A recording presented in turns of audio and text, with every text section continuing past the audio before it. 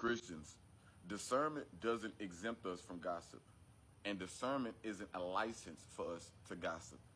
Just because you're seeing something in the spirit, just because you're discerning something in the spirit, doesn't mean that you're exempt from speaking curses on people, regardless of what you're seeing is true. Because gossip is dictated by your heart posture.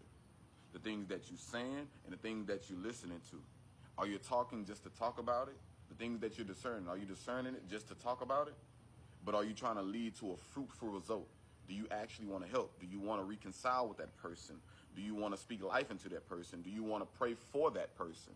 Not just, praying about it in a sense of, Lord, help me deal with this person. Should you do that? Yes. But are you also praying for that person? The conversations that you're listening to, are you enabling gossip around you? So we have to come out of that. And I got some scriptures that I want to go over with y'all. A wicked person listens to malicious talk. A liar pays attention to a destructive tongue. This is something that I struggle with on my walk with Christ. Just listening to gossip and even falling into it. It's like, that's not okay. We're supposed to be preaching the good news, but why are we over here talking bad about people, putting people's reputations on the line? And then it says in Proverbs 18:4, a gossip's words are like choice food that goes down to one's innermost being. It's speaking about the damage of gossip, the words that we speak. Those who can see in the spirit and that can discern in the spirit. Y'all know the power of our tongues.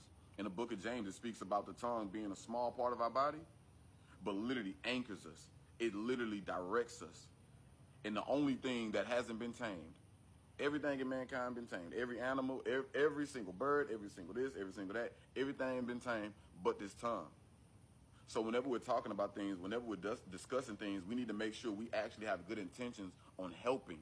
We need to make sure we have good intentions on praying for that person, reconciling if possible, speaking life, not enabling other people to gossip around us.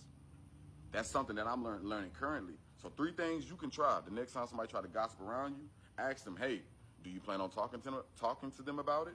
Or 2, do you want to pray for them? Do you want to pray about it? Or 3, what I'll do is, if they're discussing about somebody, I'll put myself in that person's shoes. I'll say, dang, I remember when I used to battle with that. I remember whenever I would fall into stuff like that.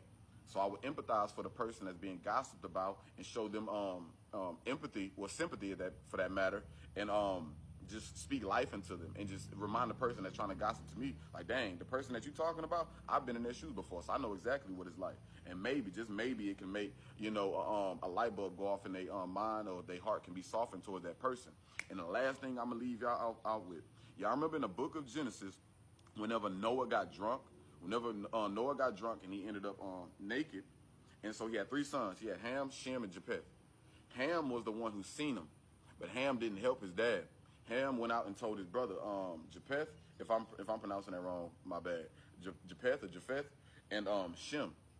So after that, Japheth and Shem, they came back to help their dad. So they had this clothing on them, and they was walking backwards so they wouldn't see him, and they covered their dad.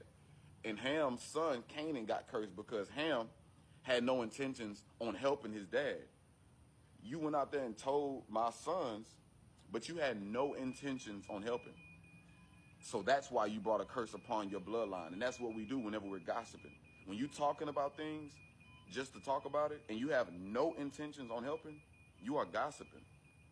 So you could be saying all the right things, but if your heart posture isn't right, my brother, you are gossiping. If you're talking about things just to talk about it with no solution, you're not trying to pray about it, you're not trying to pray for that person, you're not trying to help, you're gossiping, and you're bringing a curse upon yourself.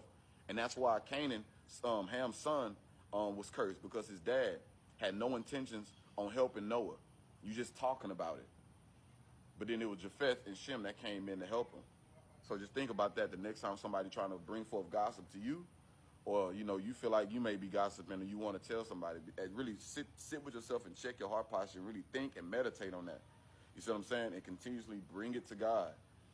So discernment doesn't exempt us from gossip, and discernment isn't a license for us to gossip. So really take things back to God, and let's just really work on taming this very thing, keeping this thing, very much under control, because our words, as y'all know, holds power. So let's speak the power of Christ. Let's speak the power of God. Let's speak the power of love. And in Jesus' mighty name, we're going to be good.